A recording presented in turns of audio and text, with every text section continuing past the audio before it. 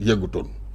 alors Sénégal ci mars 2025 ba décembre 2025 def na 4 emprunts obligataires sur le marché régional. ndax loolu la ñuy méngoo nii jàpp ni loolu moo am bor dette cachée boo defee l'addition de ces emprunts obligataires wala dafa am leneen loo xamante ni daf ci laxsu parce que justement benn média international moom moo publier rek ñoom ñu jàpp ni lu mu publier rek au gongo noonu la war a demee. mais mooy li ma wax c'est de l'amalgame.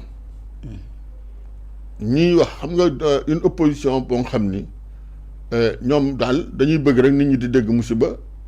di wax ba duñu réfléchir sax ci li ñuy wax dañuy wax dara weddi seen bopp suba mooy loolu ndax ñoom dañuy woon organisme internationaux yeeg bailleurs yeeg ñëpp bàyyi nañ gouvernement actuel. tout à fait nanguñ ñoo jox dara. nous sommes plus crédibles loolu la ñu waxoon. barki Demba Ndiaye.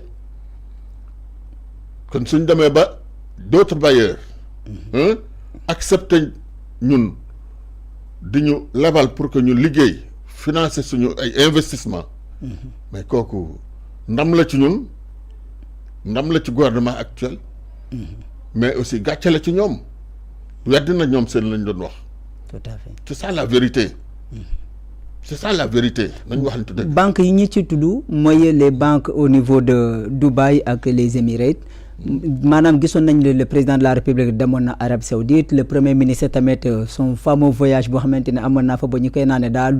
jël jet privé dem. dafa ne woon lu ñu dem wuti ji bu sottee Sénégal dina ci naat. mais depuis loolu tamit ñoom tamit waxuñu exactement les conclusions de ce voyage là lan lañ ci am lan lañ ci amul est-ce que basé wuñu ci loolu wax sénégalais yi ñii dañoo am dette cachée. non mais xam nga premier ministre bi mu demee Dubaï boobu nga wax ni jet privé noonu la ñu nekkoon.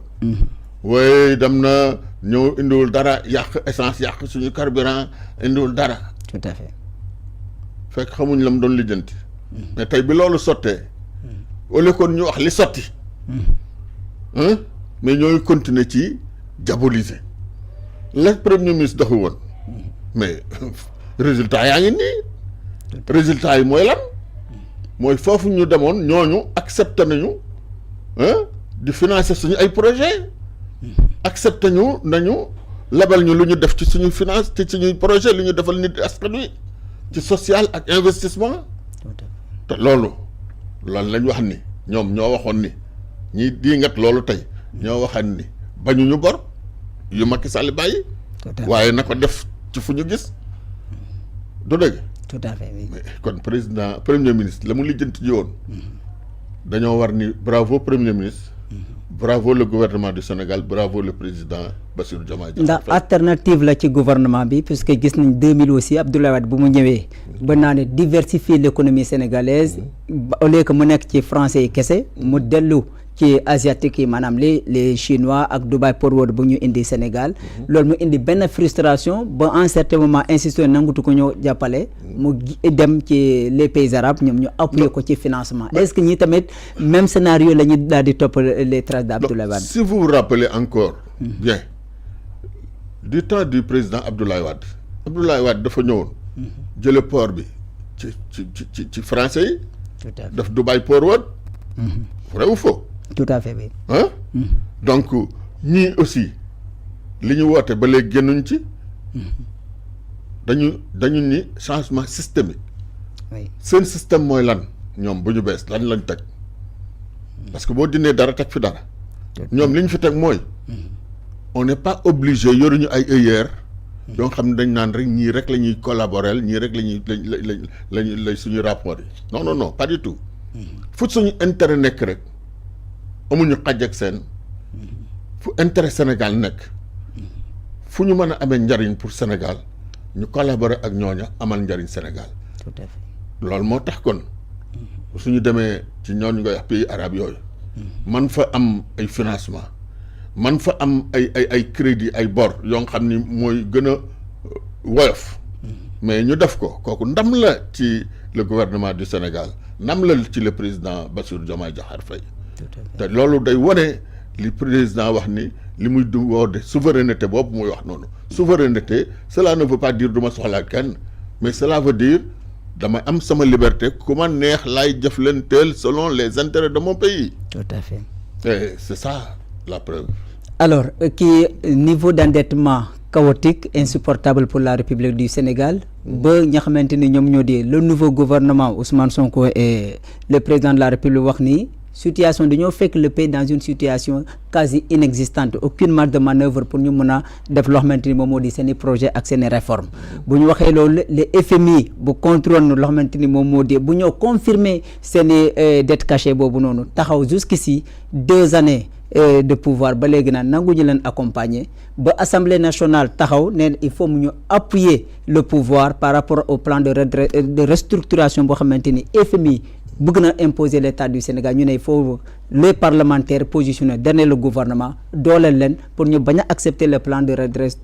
restructuration du FMI mais ñu topp seen plan de redressement économique et social. Assemblée nationale ñu def convocation tey ji ñu war a def am session finalement session boobu noonu ñu daal ko rapporter ban jàngat nga ci am ndax dette cachée bu ñu révélé loolu moo tax ñoom tamit ñu suspendre seen session wala politique moo nekk ci ginnaaw tout ça pour ñu mieux préparer faire face aux Sénégalais. Moi malheureusement je ne suis pas député. Donc je ne sais pas ce qui se passe à l'Assemblée nationale. Tout à fait. Mais ce que je sais c'est que le président Bassirou Diomaye Diakhar Faye souverainisme bi mu woote ak transparence dans les gestions des finances publiques de notre nation ak politique factuelle bu jëm ci njariñu askan réew mi ca dëgg-dëgg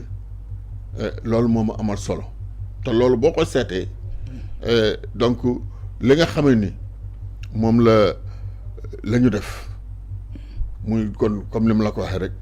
xool seen intérêt fa mu ne ñu doxal ko kooku ça va dans le même sens